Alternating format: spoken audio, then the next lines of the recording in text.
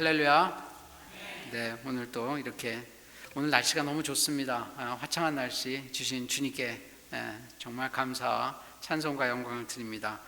우리 오늘 말씀 느헤미야 10장을 함께 볼 텐데요. 이 느헤미야 10장 우리 앞에 거 다 기억나시겠지만 그래도 여러분의 기억을 다시 이렇게 살리는 의미에서 잠깐 한번 그 앞에 얘기를 해보겠습니다. 6장까지 이제 성벽을 지읍니다. 그 다음에 7장부터 이제 사람을 세우는 일이 나오죠. 그래서 성벽이 제공되자 진실한 리더들을 먼저 세웠습니다.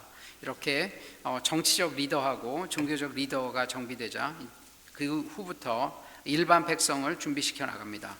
먼저 하나님께서 백성의 인구조사를 통해서 진짜 이스라엘 택한 백성들을 다시 골라냅니다. 그리고 새해 들어서자 말씀에 대한 갈망을 이제 통해서 사람들이 말씀을 광장에서 듣고 그 해석을 듣게 되자 함께 울게 됩니다. 리더들은 말씀을 더 갈망하다가 초막절을 지키라는 명령을 받게 되었습니다. 그래서 초막절을 통해서 하나님과 깊은 만남을 갖게 됩니다. 일주일 내내 하나님을 묵상하게 되죠. 그러다가 사람들이 이제 우리가 더 회개해야겠다는 생각을 가지게 됩니다. 그래서 이제 지난주에 보시면 쭉 옛날의 역사부터 지금까지를 쭉 훑어보면서 자신들의 조상들의 죄, 자신들의 지은 죄들을 이제 다시 한번 되짚어 봅니다. 그러면서 이것을 기도로 고백합니다. 자신들의 복으로 주었던 이 땅에서 자신들이 지금 페르시아의 종노릇을 하게 된 것입니다. 그래서 이들이 이제 하나님의 신실하심, 그 변하지 않는 약속에 기대어서 이스라엘을 다시 한번 구원해 달라고, 이 페르시아의 종살이에서 구원해 달라고 간절히 기도하면서 그것에 대한 자신들의 약속으로서 하나님과 모세가 맺었던 그 시내산 약속의 언약을 갱신하는 이제 과정을 보여주고 있습니다. 그래서 지금 느헤미야가 여기 38절, 지난주에 우리 봤던 9장 38절 우리가 보시면 이렇게 나와 있습니다. 우리가 이 모든 일로 말미암아, 이 모든 일이라는 건 그동안 잘못했던 것이죠. 이제 견고한 언약을 세워서 기록하고 우리의 방백들과 레위 사람들과 제사장들이 다 임봉하나이다 하였느니라. 여기서 무슨 얘기를 하고 있냐면, 하나님은 그동안 너무너무 그 언약에 신실하셨고, 그러나 우리 조상들과 우리들은 계속 하나님의 말씀을 듣지 않았습니다. 그래서 우리가 이제 이런 종살이를 하는데 이 종살이에서 이제 해방시켜 달라고 하나님께 다시 한번 이제 간구하면서, 그래도 이제 마지막 때가 됐다고 생각했는지 이분들이 거꾸로 하나님한테 먼저 언약을 신청합니다.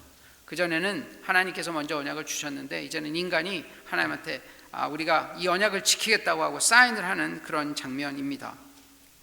자, 여러분, 여기 느헤미야가 하고 싶은 이야기는 무엇입니까?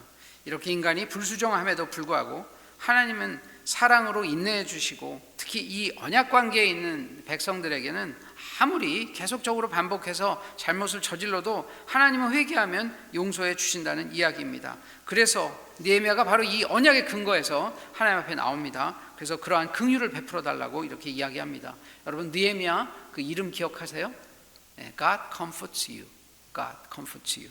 하나님이 우리를 위로하신다. 또는 God, 그 다음에 뭐라고 얘기했습니까? 하나님이 우리에게 긍휼을 가진다, 컴패션을 가진다, 그런 의미라고 말씀드렸죠. 그래서 지금 느헤미야가 하는 것은 하나님 우리에게 긍휼을 갖고 우리를 도와달라고, 지금 이 백성을 도와달라고 이야기하는 것이죠. 하나님의 성품의 근거에서 하나님의 긍휼과 자비를 구하는 것이 이 느헤미야라는 이 책의 제목에 이제 담겨져 있는 겁니다. 그래서 여기 이제 10장 1절부터 쭉 사람 이름이 나옵니다. 그래서 거기 사람 이름이 나오는데 우리가 이 사람 이름을 보면서 어떤 사람들이 이제 그 언약에 사인했는지를 보겠습니다. 그 인봉이라는 말은 이 사인했다는 뜻이죠. 인봉한 자는 하갈의 아들 총독 느헤미야와 시드기야, 즉 제일 먼저 사인한 사람이 이 느헤미야입니다. 그리고 시드기야는 여러 가지 해석이 있는데 그의 이제 서기관이나 아니면 비서 어쯤으로 생각을 합니다. 그 다음에 이 지금 1절부터 27절까지 쭉 명단이 있는데 여기 그 다음에 이제 세 부류의 사람들이 더 나옵니다. 그래서 그 뒤에 첫 번째로 나오는 것이 뭐냐면 2절부터 8절까지 21명의 사람의 이름이 나오는데, 이게 사람의 이름이기도 하고 그 가문의 이름이기도 합니다. 여기 제사장의 이름이 나옵니다. 그래서 제사장 중에 에스라가 있어야 하는데 에스라 이름이 없는 이유는 2절에 보면 스라야라는 것이, 스라야가 이 에스라의 가문이라서 그렇습니다. 그 다음에 9절부터 13절까지 쭉 보면 이제 17명의 이름이 나오는데, 이 사람들도 역시 레위 사람들의 이름이거나 레위 가문의 이름이 쭉 나옵니다. 그 다음에 14절부터 27절까지 또 44명의 이름이 나옵니다. 이 44명은 일반 백성의 리더입니다. 그래서 총 몇 명이 지금 여기다 사인을 하냐면, 느헤미야, 시드기야, 제사장 21명, 레위인 17명, 일반 백성 리더 44명. 앞에 보면 뭐 민장이라고도 쓰고 또 귀족이라고도 쓰는 그런 표현을 쓰는 그 백성의 리더까지 총 84명이 언약에 사인합니다. 그리고 28장에 그 이하는 오늘 읽었던 우리 30절 이하도 그렇지만 이 28장부터가 그 언약의 이제 내용입니다. 언약을 어떻게 했는지, 언약 갱신을 어떻게 했는지를 나오는데, 여기 보십시오. 28절에 그 남은 백성과 제사장들과 레위 사람들과 문지기들과 노래하는 자들과 느디님 사람들과 및 이방 사람과 절교하고 하나님의 율법을 준행하는 모든 자와 그들의 아내와 그들의 자녀들과 지식과 총명이 있는 자들은 다 그들의 형제 귀족들을 따라 저주로 맹세하기를, 우리가 하나님의 종 모세를 통하여 주신 하나님의 율법을 따라 우리 주 여호와의 모든 계명과 규례와 율법을 지켜 행하여, 이렇게 되어 있습니다. 자, 이제 맹세 의식을 하는데, 사인한 사람은 84명이지만 사람들이 더 많습니다. 보통 사인한 사람들이 대표고, 거기에 이제 어떤 사람들이 쭉 있냐면 여기 말씀드린 대로 남은 백성들이 많이 있고요. 그다음에 아까 물론 사인했던 사람도 있겠지만 그 하지 않았던 제사장, 레위, 문지기 뭐 이런 그런 사람들, 문지기 사실 노래하는 자 느디님 사람, 이 사람들은 다 성전에서 예배를 준비하는 사람들이죠. 그리고 더 중요한 게 여기 보면 이방 사람과 절교하고 하나님의 율법을 준행하는 모든 자, 이렇게 되어 있습니다.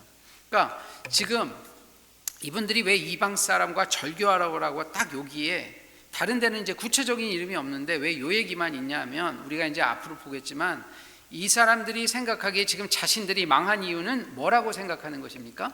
이방 사람들과 교제한 것입니다. 근데 이방 사람하고 교제한 게 무슨 그런 큰 잘못일까요? 이방 사람들과 계속 교류하다 보면 어떤 일이 생깁니까? 이방 사람들로부터 문화적 영향을 받죠. 특별히 이제 아까 우리 함께 읽은 것처럼 30절 이하에 결혼을 통해서 이렇게 교제를 하다 보면 그들의 우상 문화가 그대로 들어옵니다. 그러다 보니까 이 악화가 양화를 구축하는 일이 벌어지는 거죠. 나쁜 문화가 좋은 문화를 밀어냅니다. 사실 나쁜 문화가 훨씬 더 중독성이 있지 않습니까? 그래서 나쁜 문화가 하나님의 문화를 밀어낸 거예요. 그러다 보니까 어떤 일이 벌어졌습니까? 제1계명을 지킬 수가 없게 된 겁니다. 제1계명은 무엇입니까? 나 외에 다른 신을 두지 마라. 사실 기독교를 한마디로 얘기하자면, 그러니까 우리는 지금 유대교와 기독교가 이렇게 하나로 쭉 연결된 그 하나님의 백성이라는 측면, 하나님의 나라라는 측면으로 보면 계명의 가장 중요한 것은 무엇입니까? 하나님 우선, 하나님 only. 이게 사실 어찌 보면 답니다. 우리는 기독교라고 이야기합니다. 그럼 기독교의 말에, 기독이라는 말은 크라이스트 아닙니까? 그리스도. 그리스도는 무엇입니까? 그리스도가 하나님입니다. 하나님의 아들이 하나님이시지 않습니까? 삼위일체 하나님이죠. 그러니까 결국은 우리는 하나님 때문에 만들어진 하나의 공동체입니다. 하나님이 특별히 세상에 하나님의 나라를 보여주시기 위해서 만들어진 공동체가 초창기에 유대 백성이다가 이스라엘 백성이다가 지금은 그게 교회라는 곳으로, 이렇게 예수 그리스도를 머리로 하는 교회라는 공동체로 모여진 것 아닙니까? 그러니 우리는 사실 뭔가 흔들리면 우리가 제일 먼저 생각해야 될 것은, 우리는 하나님 때문에 존재하는 백성, 하나님의 백성, 예수 그리스도를 머리로 하는 하나님의 백성, 이것만 기억하시면 됩니다. 뭔가 어떠한 판단에 헷갈리거나 우리가 기준이 모호할 때 하나님이 뭘 좋아하실까? 하나님이 뭐라고 하셨지? 이것이 모든 판단과 우리의 행동의 근거가 되어야 합니다. 이것이 흔들리면 다 흔들리는 겁니다, 사실은. 그런데 세상에서는 무엇이 중요하다고 얘기합니까? 세상은 하나님보다 중요한 게 많다고 얘기합니다. 그래서 이것에 자꾸 혼돈이 있다 보면, 이렇게 문화에 또는 주변의 사회적 영향을 받다 보면 사람들이 자꾸 잘못 판단해서 죄짓고, 죄짓다 보면 나쁜 길로 빠져서 결국은 그 인생이 비참해지고 망하게 되는 것입니다. 그래서 이분들이 지금 가장 먼저 얘기한 것이 뭐냐면 이방인과 절교하고 하나님의 율법을 준행한다. 이게 같은 이야기죠. 하나님의 율법에 이방인하고 통혼하지 말라고 했거든요. 영향을 받지 말라고. 그리고 여기 또 나오지만 그들의 아내와 자녀들, 이렇게 아내나 자녀 나오면 이게 특별한 경우라고 말씀 여러 번 드렸죠. 이렇게 그 당시에는 남성 중심 사회이기 때문에 여자 이야기가 나온다는 얘기는 이게 특별하게 뭔가 메시지를 전달하고 싶었다는 얘기입니다. 모든 사람이 모여 있다는 거예요. 지금 어떤 사람이냐면 지식과 총명이 있는 자, 즉 하나님의 말씀을 제대로 이해하는 모든 사람들이 지금 모여 있는 겁니다. 남녀노소를 막론하고 다 모여서 아까 말씀드린 그 대표자들을 따라서 저주로 맹세합니다. 저주라는 건 왜 여기서 이렇게 저주라고 특별히 썼냐면, 우리가 보통 언약을 맺고 언약을 갱신할 때는 양쪽이 다 의무를 지는 겁니다. 그런데 우리가 이것은 먼저 시작한 것이지 않습니까? 근데 거기에는 이제 조건이 딸리지 않습니까? 잘하면 어떤 복을 주고 잘못하면 저주를 받는데, 우리가 하나님 쪽에다가 어떤 복을 드릴 수 있는 방법은 없지 않습니까? 그래서 우리가 뭐를 잘못하면 우리가 저주를 달게 받겠다, 이렇게 지금 언약 갱신을 하고 있는 것입니다. 참 대단한 결심입니다. 우리가 지금 이 상황에 가보면 이분들이, 이게 굉장히 영어로 dire한 situation이에요. 아주 정말 그 절박한 상황입니다. 말이 그렇지, 우리 지금 한국을 보면 일본에 36년간 지배를 받아도 이를 박박 가는데, 여러분 지금 이 사람들이 거의 BC 700년부터 전쟁을 통해서 그 처음에 아수르한테 722년에 북이스라엘 멸망하지 않습니까? 지금 이 시기가 한 444년이죠. 지금 거의 300년 동안을 지금 이렇게 시달리고 있는 거예요, 이 사람들한테. 이게 얼마나 지금 이렇게 힘든 상황이겠습니까? 300년 동안 남의 나라에 압제를 받는다는 게, 노예로 살아간다는 것이 이게 얼마나 힘든 일이겠습니까? 이러니까 이제는 이들도 계속 희망이 없었습니다. 사실 느헤미야가 나타날 때까지 이들이 아무리 바벨론에서 돌아왔더라도 와보니까 다 황폐해 있고, 뭐 성전 중심으로 하나님 섬기면서 살아야 되는데 성전 이제 지어졌다고는 하지만 성벽이 없으니까 맨날 와서 노략질 당하고, 거기 레위인들도 먹고 살 게 없으니까 다 도망가고, 이런 상황에서 지금 느헤미야가 나타나서 정말 적극적인 하나님의 은혜로 52일 만에 성벽이 되는 걸 보면서 이 사람들이 하나님이 살아계시는구나, 우리를 아직 버리지 않으셨구나, 이런 생각을 한 겁니다. 그래서 이분들이 지금 한 걸음 더 나아가 보자 하고 지금 발버둥 치는 겁니다. 뭐냐, 이 김에 우리가 한번 이 압제에서 풀려나 보자. 그래서 이분들이 마지막으로 하나님께 승부수를 던진 겁니다. 말하자면 어떻게 던졌냐, 하나님 우리가 말씀대로 살 테니까 이제 하나님 우리한테 이 저주를 걷어가시고 복을 주십시오. 즉시 나라를 회복해 달라고. 그러면서 지금 이렇게 절절하게 앞에 기도하고 여기서 이제 맹세까지 한 겁니다. 우리가 이거 안 들으면 우리가 스스로 저주받겠다. 여기까지 지금 온 상황입니다. 그렇게 얘기하고 여기에서 세 가지가 특별하게 조건이 나옵니다. 율법의 언약을 다 지키겠다고 얘기했지만 특별히 세 개 나오는데, 여기서 첫 번째 뭡니까? 이방인과의 통혼. 두 번째 뭡니까? 안식일. 세 번째 교회에 대한 재정적 부담, 헌금. 자, 이 세 가지입니다. 여러분 참 지금 한번 보십시오. 앞에 제가 지금 말씀드린 대로 지금 굉장히 다급하고 절박한 상황인데, 이분들이 뭔가 그럴싸한 조건이 나왔어야 하는데 생각보다는 상당히 째째한 조건이 나와요. 좀 너무 현실적인 조건이 나오죠. 첫 번째, 이방인하고 결혼 안 하겠습니다. 두 번째, 안식일 지키겠습니다. 우리가 지금 생각해 보면 별거 아니야 보이죠. 그 다음에 헌금 제대로 하겠습니다. 그분들은 하나님의 택한 백성이고 오랫동안 그 당시만 하더라도 종교 국가이기 때문에 이분들이 헌신을 안 하지는 않았을 거예요. 어느 정도는 다 했을 겁니다. 그러니까 이렇게 느헤미야가 나타나서 성벽 건축하자니까 다 발벗고 나서서 하지 않았겠습니까? 그런데 이분들이 이렇게까지 하는 것은, 지금 이분들의 인식은 뭐냐면 여기가 문제였기 때문이라는 것을 본인들이 자각한 겁니다.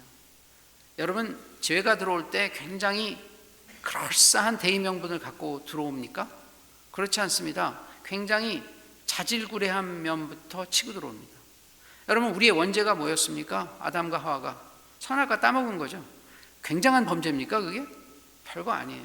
그냥 우리가 보면 뭐 선악과 하나 따먹은 건데. 근데 여러분, 그게 왜 놀랍습니까? 하나님이 다 해도 좋다는데 딱 그거만 하지 말라고 한 겁니다. 하나님의 원래 언약은 굉장히 제너러스한 거였어요. 모두 해도 되는데 딱 그거만 하지 말라는데, 인간은 딱 그거만 또 한 거예요. 그러니 죄가 침투할 때 여러분 보시면 알겠지만 뭐 탄탄하게 그럴싸하게 오기 때문에 딱 눈에 이런 게 아닙니다. 작은 습관, 작은 잘못, 작은 실수, 이런 것으로부터 계속 죄가 침투합니다. 반복적으로 하다 보면 습관이 되고 그게 인격이 되고, 그러다 보면 그것이 하나님의 우상으로 바뀌는 그런 계기가 되지 않습니까? 자, 특별히 왜 이방인과 통혼을 이야기하냐면, 우리가 이것은 잘 알죠. 아까 말씀드린 대로 10계명의 첫 계명, 나 외에 다른 신을 두지 말라. 그리고 신명기의 쉐마, 너는 마음을 다하고 뜻을 다하고 힘을 다하여 너희 주 하나님을 사랑하라. 이 계명을 이방인과의 교류를 통해서는 지키기가 어렵습니다. 어떻게 압니까? 우리가 솔로몬이 그렇게 하나님께서 그 세상에서 가장 지혜로운 백성이라고 하고, 우리 지금 큐티 하시면 다 알겠지만 지금 우리 역대기 하고 있지 않습니까? 거기에 가보면 지금 뭐 하고 있습니까? 솔로몬이 지금 궁전 짓는 장면 나오죠. 다윗을 통하지 않고 솔로몬에게 더 큰 복을 주셔서 그 성전을 짓게 하는 그 솔로몬이, 그 성전을 짓고 1000번제까지 드렸던 그 솔로몬이 어떻게 됩니까? 또 1000명의 궁녀, 그러니까 1000명의 그 왕비들을 얻게 되죠. 후궁까지. 그래서 그 왕비들을 얻어서 어떻게 됩니까? 종교적으로 타락합니다. 그래서 사실 정확하게 보면 이스라엘이 하나님 말씀을 들었던 건 다윗밖에 없는 거예요. 바로 일대를 못 가서 솔로몬 때부터 타락한 겁니다.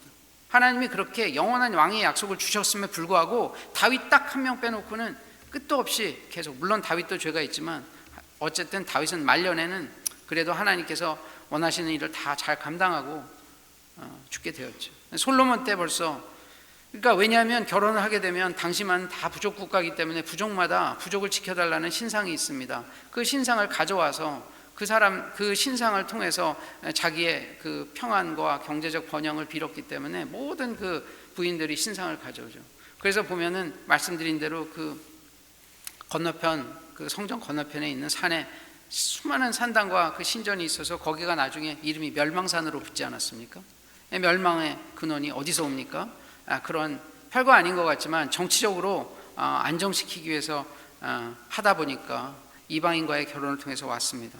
그래서 이 사람들이 이제 알게 된 게, 결국 솔로몬같이 대단한 믿음을 가진 사람도 결혼을 통해서 맺는 이 관계에서 오는 우상 숭배를 피할 수 없다는 것을 알게 된 겁니다. 그래서 사실 조심스럽지만 이 시대에 이것을 어떻게 적용할 거냐 이겁니다. 우리가 말씀 그때는 그랬습니다. 이게 옛날에 히스토리에 불과한 것이 아니라 이 시대에 이게 하나님께서 주시는 말씀이 무엇입니까? 이것이 가급적이면 우리가 지금도 다른 종교를 가진 분들하고 결혼하면 안 좋다 하는 게 어렵지만 사실입니다. 여러분, 믿는 사람하고 안 믿는 사람하고 결혼하면 안 믿을 가능성이 높을까요? 믿게 될 가능성이 높을까요? 이게 통계가 얘기해 주고 있습니다. 특별히 여자가 안 믿는 경우에는 남자가 신앙을 포기할 가능성이 높아진다는 겁니다. 결국 전도를 하는 게 아니라 하나님을 등지게 될 가능성이 높다는 거죠. 그렇기 때문에 첫 번째로는 점점점 그 하나님의 백성들이 자기의 그 아이덴티티, 자기의 그 본분을 잊을 가능성이 높아집니다. 그래서 이게 안 하는 게 좋겠다. 크리스찬도 마찬가지입니다. 두 번째는 만약에 이렇게 믿지 않는 사람과 믿는 사람이 결혼할 때 어떤 일이 벌어지냐면, 하나님은 한 분 한 분을 세워서 하나님의 그 계획 안에서 그 가정을 더 크게 세우겠다 하는 어떤 계획이 늘 있습니다. 그럼에도 불구하고 한 명이 안 믿게 되면 어떤 일이 벌어집니까? 그 배우자를 믿게 하기 위한 엄청난 노력과 에너지가 들어갑니다. 자기가 정말 신앙인이라면 그 에너지를 안 쓸 수 없죠. 왜냐하면 사랑의 가장 중요한 표현은 결국은 하나님 나라 같이 가는 건데, 하나님 나라 못 들어가는 계속 그 일에 에너지를 씁니다. 그러다 보면 하나님께서 주신 귀한 사명을 담당하기가 어려운 거죠. 물론 하나님의 사명이 그 한 영혼을 사랑해서 그 사람을 붙들고 평생 동안 가라고 하는 것일 수 있습니다. 그러나 그렇지 않은 경우에는 거기에 너무 많은 걸 하다 보니까, 제가 가끔 드리는 얘기지만 기독교인들에게는 하나님의 그 커다란 디자인이 누구에게나 있습니다. 다 그 표현을 신학적으로 하나님의 영광에 이르지 못한다. 하나님의 영광에 이른다는 얘기는 하나님의 거룩하고 깊고 큰 계획이 누구나 이만큼씩 있는데, 우리는 죄 짓고 문제 생길 때마다 여기서 조금씩 그 포텐셜이 내려오는 거죠. 약간 회복됐다가 또 떨어지고, 그러다 보면 저도 이제 내일 모레 60이지만 어느 틈에 인생이 많이 가버리지 않습니까? 하나님의 영광을 위해서 살 수 있는 날이 많지 않아지는 거죠. 그래서 우리가 정말 믿는 사람들이 결혼하는 것이 이렇게 인생의 그 부부로 만나서 하나님께서 원하시는 일을 할 수 있는 그 포텐셜이 줄어가는 겁니다. 많은 에너지를 쏟기도 해야 되기 때문에. 그래서 여러분, 여기 연세 드신 분들이 많고 젊은 분들은 좀 적지만 본인의 결혼도 그렇지만 여러분의 자녀 아니면 여러분의 손자 손녀 결혼하실 때도 이걸 염두에 두시기 바랍니다.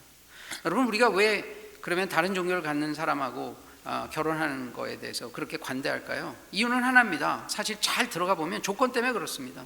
좋은 학벌, 좋은 집안, 남자는 good looking, 여자를 바라볼 때 사실 뭔가 눈에 보이는 조건이 좋아서 그렇습니다. 그것이 아니라면 세상에 기독교인이 없는 게 아니기 때문에. 제가 이렇게 단호하게 말씀드리는 것은 여러분도 오래 인생 살아보셨으니까 더 잘 아시겠지만 그걸로 인해서 인생에서 당하는 손해가 굉장히 큽니다. 그래서 저는 가급적, 이게 뭐 꼭 의무고 율법이라기보다는 가급적이면 그래도 믿는 사람들끼리 결혼하는 것이 훨씬 더 하나님의 뜻에 부합한 것이라는 얘기를 조심스럽게 드려봅니다. 31절 이제 가보겠습니다. 혹시 이 땅 백성이 안식일에 물품이나 온갖 곡물을 가져다가 팔려고 할지라도 우리가 안식일이나 성일에는 그들에게서 사지 않겠고 7해마다 땅을 쉬게 하고 모든 빚을 탕감하리라 하였고. 자, 여기서는 이제 메시지가 안식년과 안식일을 제대로 지키겠다 이렇게 얘기합니다. 사실 안식일에 비즈니스를 하지 말라라는 말이 스페시픽하게 율법에는 없습니다. 그래서 이게 되게 재미난 구절이에요, 여러분. 여러분, 율법 그러면 모든 게 굉장히 디테일하게 다 있을 것 같지만 사실 그 안에는 해석의 여지를 남겨둔 것들이 굉장히 많습니다. 그런데 이 사람들이 지금 보니까 자꾸 안식일에 그렇게 가가지고 이런 비즈니스 하다 보니까 어떻게 됩니까? 점점점 하나님으로부터 멀어질 수밖에 없어요. 그런데 여러분, 안식일에 이렇게 물건 사고 파는 것은 왜 할까요? 결국은 궁극적으로 경제적 이득을 위해서 하는 겁니다. 다른 사람들은 다 그렇게 주일에 비즈니스에서 돈 잘 벌어서 조금 더 벌 수 있는 거죠. 그런데 본인들이 그거를 포기하게 되면 그렇지 않아도 이 사람들의 지금 상황이 어떻습니까? 지금 포로로 끌렸다 와서 가난하게 살지 않습니까? 아이, 그거 하루 반나절 나가가지고 조금 더 비즈니스 한다고 내가 저녁 때 성전에 가서 또 제사 한번 드리면 되지, 이렇게 생각하시겠죠. 그런데 이 안식일이라는 것은 그것보다 훨씬 더 깊은 의미가 있습니다. 왜 여러분, 그 수많은 것 중에 10계명에 안식일이 들어갔을까 생각해 보셨습니까? 10계명에 다 웬만하면 make sense 해요. 이해가 갑니다. 하나님만 섬겨라, 우상 만들지 마라, 뭐 부모 공경하고 살인하지 말고, 이런 얘기 다 윤리도덕적으로 이해가는데 그 안에 중간에 딱하니 안식일이 있습니다. 왜 그렇게 안식일이 중요할까요? 지난번에도 제가 한번 말씀을 드렸는데, 안식일은 이 안식일날 쉬면서 하나님의 창조의 원리를 기억하라는 것입니다. 하나님이 창세기에 보면 6일 동안 창조하시고 모든 것이 보기에 좋더라 그렇게 얘기하시고 하루를 쉬셨습니다. 하나님께서 그렇게 하루를 쉬신 데는 어떤 이유가 있는지 궁극적인 거는 우리가 알 수는 없어요. 그러나 거기서 나타난 건 뭐냐면, 하나님이 어쨌든 하나님을 닮은 인간은 일주일에 하루 쉬도록 하셨습니다. 그런데 그 쉰다라는 의미가 그냥 앉아서 논다라는 개념이 아니라 그날 하나님을 만나라는 겁니다. 그날 하나님을 통해서 하나님으로부터 에너지를 얻으라는 것입니다. 여러분, 우리가 이제 경험해 보면 잘 아시지만 여행 가면 휴식이 됩니까? 우리 놀러 가면 휴식이 된다고 하지만 여행 사실 갔다 오면 휴식이 아니라 어떤 순간에 노동이 되죠. 그래서 어떤 이제 경험 많으시면 어떤 순간부터 나 다 싫어, 뭐 여행도 안 갈래. 왜냐하면 여행 갔다 오면 훨씬 더 피곤하거든요. 진정한 휴식은 살면 살수록 하나님 외에는 없다는 것을 우리가 압니다. 이게 왜 그러냐면 이게 하나님 우리를 그렇게 만드셔서 그렇습니다. 여러분, 잘 보시면 교회를 열심히 안 다니시는 분들도 가끔 느끼겠지만 교회를 열심히 다니시는 분들은 진짜 알아요. 교회를 나온 것과 안 나온 것이 굉장히 다르죠. 일주일 사는 게 달라요. 그 별거 아닌 것 같은데 거기 가서 찬양 부르고 예배하고 뭔가 말씀 듣고 했을 때 우리가 알 수 없는 우리 안에 있는 정말 그 세포 하나가 살아났다는 그런 느낌을 가지시죠, 여러분. 이걸 모르시면 하나님을 경험하지 못하신 거예요. 이거는 인간의 이성과 지혜로 이해할 수 있는 영역이 아니라 하나님의 신비의 영역입니다. 이 신비의 영역이 얼마나 많습니까? 이 신비의 영역, 하나님 신비하시죠. 우리가 다 알면 하나님 아니지 않습니까? 제가 지난주 교육에 말씀드렸죠. 다 알면 어떻게 하나님입니까? 그 신비한 그 영역, 안식일에서 쉬면 어떤 일이 벌어집니까? 살아납니다. 이 안식일에 그리고 먼저 무엇을 기억합니까? 그날 오면 다시 한번 하나님을 리마인드하는 겁니다. 일주일 동안 우리가 아무리 혼자서 성경 보고 기도하면서 살려고 하더라도 세상의 때가 묻을 수밖에 없고 자신의 죄나 자신의 그 하나님에 대한 생각을 다 충분히 할 수 없습니다. 그래서 주일에 나와서 하나님 말씀을 같이 보고 우리가 생각할 때 놀라운 그 하나님의 역사가 이 공동체에 쭉 갈 때 그걸 통해서 알게 되죠. 나는 이러한 존재고 이렇게 부족한 존재고 하나님 우리를 만드셨고, 그래서 이날 하나님으로부터 새로운 쉼과 에너지를 얻은 후에 우리는 나가서 살 수 있는 겁니다. 첫 번째, 이 창조의 원리, 영적 에너지가 하나님한테 온다.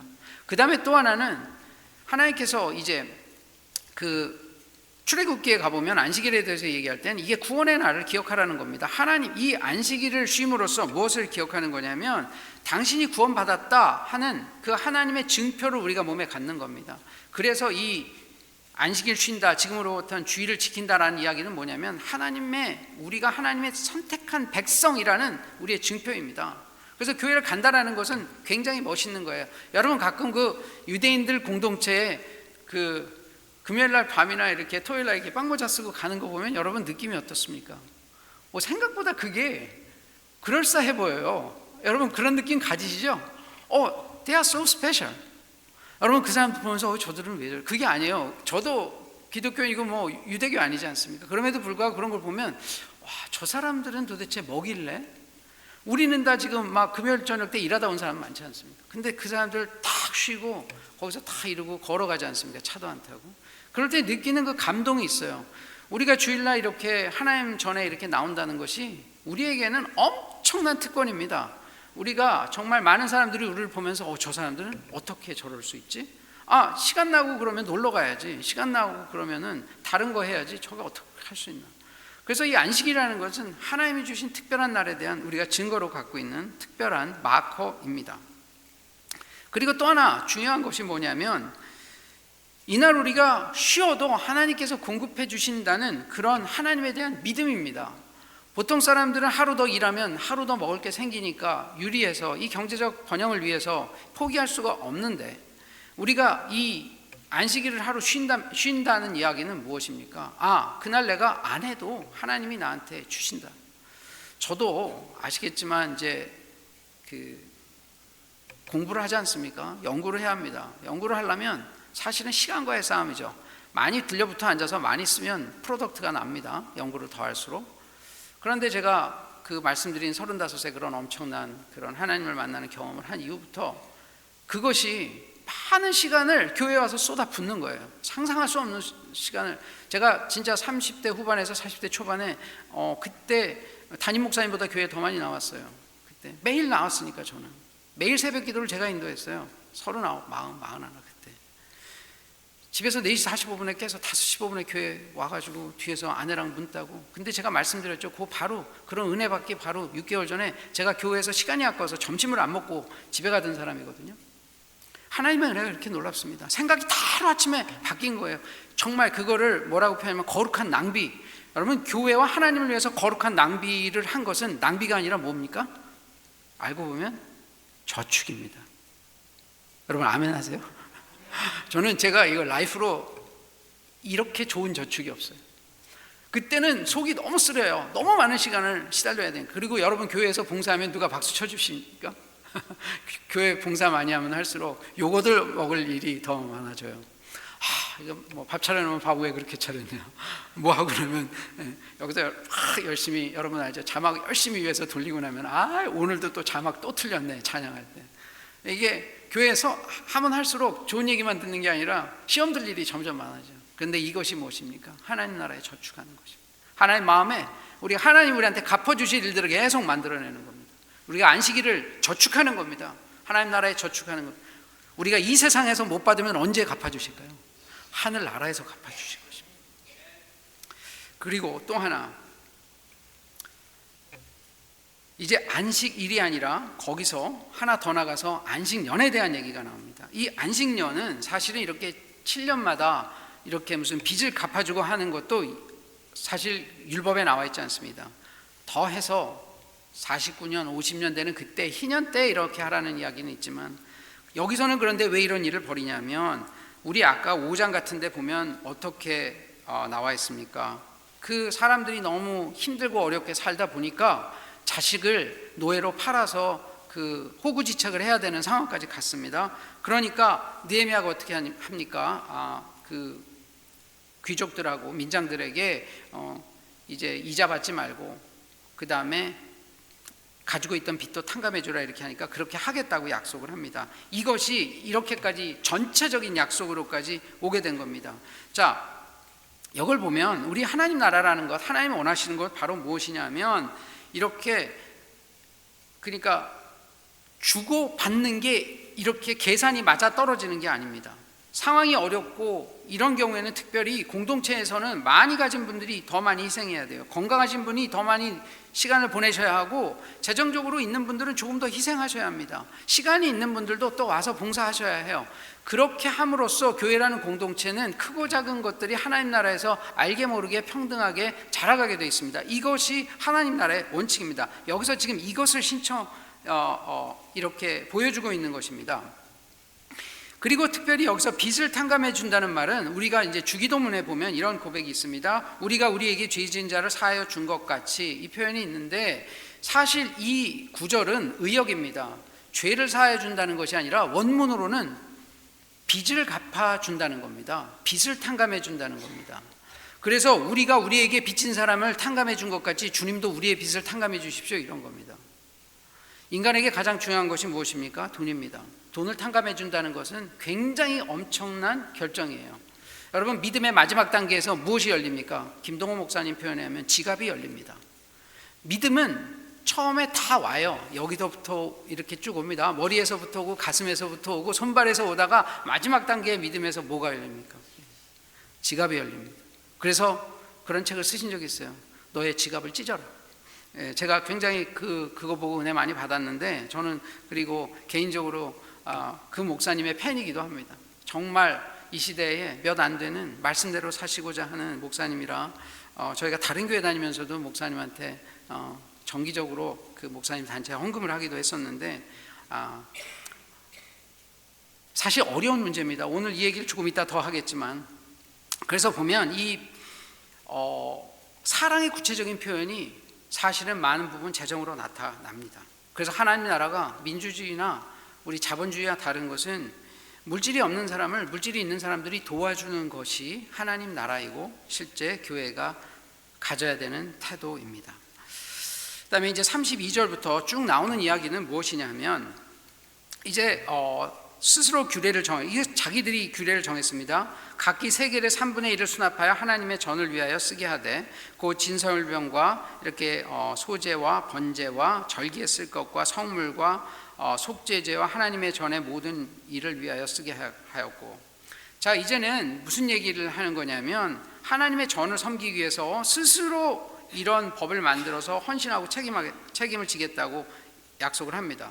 이스라엘이 독립국가였을 때는 국가에서 성전 이제 보조하는 돈이 나왔겠지만, 지금은 이제 노예 상태이기 때문에 그런 일이 없습니다. 그래서 계속 수입이 없어서 레위인들이 성전에 봉사하는 게 아니라 다 일하러 나가 있지 않습니까? 그래서 성전이 기능을 못하니까, 성전이 기능을 못하면 제사라든지 여기서 해야 되는 절기 지키는 이런 일들이 다 불가능합니다. 율법에 보면 매일매일 해야 되는 제사가 있죠. 여기 뭐 상번제 이런 것들이 있지 않습니까? 그러려면 또 불도 계속 꺼뜨리면 안 됩니다. 근데 불도 꺼뜨리지 않으려면 마른 나무를 해와야 하지 않습니까? 그래서 그 다음 절에 가보면 34절에 뭐라고 되어 있냐면, 우리 제사장들과 레위 사람들과 백성들이 제비 뽑아 각기 종족대로 해마다 정한 시기에 나무를 우리 하나님의 전에 바쳐 율법에 기록한 대로 우리 하나님 여호와의 제단에 사르게 하였고. 원래 이것들은 레위인이나 느디님 사람들이 하던 일인데, 사람이 너무 없으니까 지금 이 나무 하는 일조차도 제비 뽑아서 제사장까지 남아가지고 이제 돌아가면서 하자고 결정한 겁니다. 이게 굉장한 헌신이죠. 사실 제사장 한번 생각해 보십시오. 워낙은 성전에서 계속 예배드리고 뭐 제사하고 관리하고 해야 되는데, 이분들도 나무하러 가는 거예요. 상황이 위급하다 보니까 뭐 표현이 그렇지만 지위 고하를 막론하고 모든 사람이 모든 일에, 하나님의 모든 일에 지금 헌신하는 이런 상황이 벌어지는 겁니다. 특별히 지금 성전에 재정적으로 너무 어렵기 때문에 이 재정을 헌신하라고 하겠다고 이야기하는 겁니다. 지금 보시면 알겠지만 예수님 당시에도 보면 사회 구성에서 이렇게 보면은 지금으로 말하면 극빈층이 85% 정도였다고 그래요. 예루살렘이 좀 사는 동네였거든요. 그러니까 그래서 보면 나중에 그 바울이 돌아다니면서 구제해가지고 헌금 가져오지 않습니까? 굉장히 이 예루살렘하고 유다, 지금 시대는 아마 그때보다 더 가난했을 거예요. 그러니까 소수의 부자와 대다수의 가난한 사람들이 있는 곳에서 이렇게 결단한다는 것이 이게 굉장히 놀라운 일입니다. 그런데 거기 보면 그 뒤에 하나님의 전이 우리 하나님의 전이라는 표현으로 또 바뀌어서 더 나오는데 이 이야기가 지금부터 7번이 나옵니다. 끝까지. 말씀드린 대로 자주 나오는 단어가 중요한 단어입니다. 거기에 핵심입니다. 이분들이 하나님의 전에서 우리 하나님의 전으로 표현이 바뀐다는 얘기 무슨 얘기냐면 하나님의 전에 대한 주인의식이 생겼다는 겁니다. 그리고 이분들이 이스라엘의 지금 이런 회복을 위해서는 우리 하나님의 전이 회복되는 것이 중요하다는 것을 알게 된 것이죠. 그래서 이분들이 그 다음에 35절, 36절, 37절에 보면 이제 첫 산물을 율법대로 전에다 드려서 제사장과 이 레위인들 먹여 살리고 특별히 11조를 내어서 레위인들을 경제적 도움을 주고 그들이 먹고 살게 해주겠다는 것을 이들이 서원합니다. 그리고 그 레위인들의 10분의 1은 또 제사장에게 가게 되고, 그래서 마지막 39절에 어떻게 되어 있냐면 이스라엘 자손과 레위 자손이 거제로 드린 곡식과 새 포도주와 기름을 가져다가 성소에 그릇들을 두는 골방조, 곧 섬기는 제사장들과 문지기들과 노래하는 자들이 있는 골방에 둘 것이다. 그리하여 어떻게 말씀하고 있냐면 우리가 우리 하나님의 전을 버려두지 아니하리라. 하나님의 전을 버려두지 않는다. 우리가 재정적 책임을 다한다. 이것이 아까 우리가 늘 기도하는 하나님의 청지기 정신입니다. 여러분 고백하시죠? 하나님으로부터 나에게 왔다 하면 줄 때도 하나님 것이니까 너무 아까워하지 마십시오. 주면 또 부어주십니다. 우리는 통로기 때문에 통로가 커집니다. 제가 지난주에 교육하다가도 잠시 그 말씀 드렸는데 이 재정을 헌신해 본 사람들은 다 알아요. 한 것보다 더 주셔요. 그래서 재정을 자꾸 헌신하는데 부담이 적어집니다. 안 해본 사람들은 잘 몰라요. 그거를 얼만큼 하나님 부어주시는지를. 근데 하나님께서 약속하신 게 있습니다. 흘리면 부어주시겠다고 분명히 약속하셨는데 그것을 경험할 수 있는 그 기회가 때로는 왔을 때 잡으셔야 합니다. 그러면 여러분들이 더 좋은 위치에 가 있을 때가 굉장히 많습니다. 저는 제 인생에 그런 간증이 제가 종종 말씀드리는데 그걸 통해서 받은 복들이 참 많습니다. 이 청지기 정신을 지킬 때 우리가 정말 하나님으로부터 그 관계가 더 회복이 잘 되고 이 세상에서 제일 중요한 것이 이렇게 물질도 하나님, 지금 이 세상에 가장 중요한 게 물질이기 때문에 이것을 우리가 헌신하는 이 정신이 꼭 필요합니다. 여러분 오늘 지금 3가지 말씀드렸습니다. 이방인과의 통혼, 2번째 안식일, 3번째 성전에 대한 헌신. 자, 이게 잘 보면요 이게 공통점이 있습니다. 말씀드린 대로 이게 사실 돈의 문제입니다. 알고 보면 돈의 문제와 직접적으로 다 관련이 있습니다. 예전보다 지금은 얼마나 더 물질이 중요한 시절이 와 있습니까? 권력도, 사람도, 이성도, 심지어 교회도, 목사도 돈으로 움직일 수 있는 시대입니다. 황금만능주의가 이 세상을 지배하고 있습니다. 만몬의 세력이 모든 세상 제도와 인간의 가치관을 다 지배하고 있습니다. 우리도 알게 모르게 사실 이 가치관에 쌓여 있습니다. 지금 이렇게 어려운 상황에서 했던 이 파격적인 이 유대 백성들의 결정이 이 시간 우리의 결정이 되었으면 좋겠습니다. 그런데 여러분 생각해 보십시오. 교회 좀 다니면 회개라는 단어가 집안 식구 이름처럼 되게 쉽게 올려집니다. 근데 이 회개는 머리나 마음이 아니라 어느 순간에 우리의 손과 발의 행동으로 나타나야 합니다. 회개라는 것은 행동에 나타날 때 그 회개지 우리가 머릿속으로만 갖고 있는 게 회개가 아닙니다. 너무나 많은 사람들은 약속하고 지키지 않습니다. 여러분 정말 오늘 하나님께서 여러분에게 말씀을 주시면 이 시간 정말 하나님께서 여러분 우리에게 회개하겠다는 말씀을 주시면 우리가 변해서 정말 그것이 우리가 몸으로 표현하고 행동으로 표현하는 그런 놀라운 그런 크리스찬이 되시기를 간절히 축원합니다. 그럴 때 우리가 하나님에 대한 accountability, 하나님에 대한 책무를 다할 때 하나님께서 우리를 귀하게 쓰셔서 이 교회는 당연히 부흥뿐 아니라 정말 세상에 어떤 교회도 하지 못했던 그 일도 감당하는 곳까지 우리를 가게 하실 줄 믿습니다.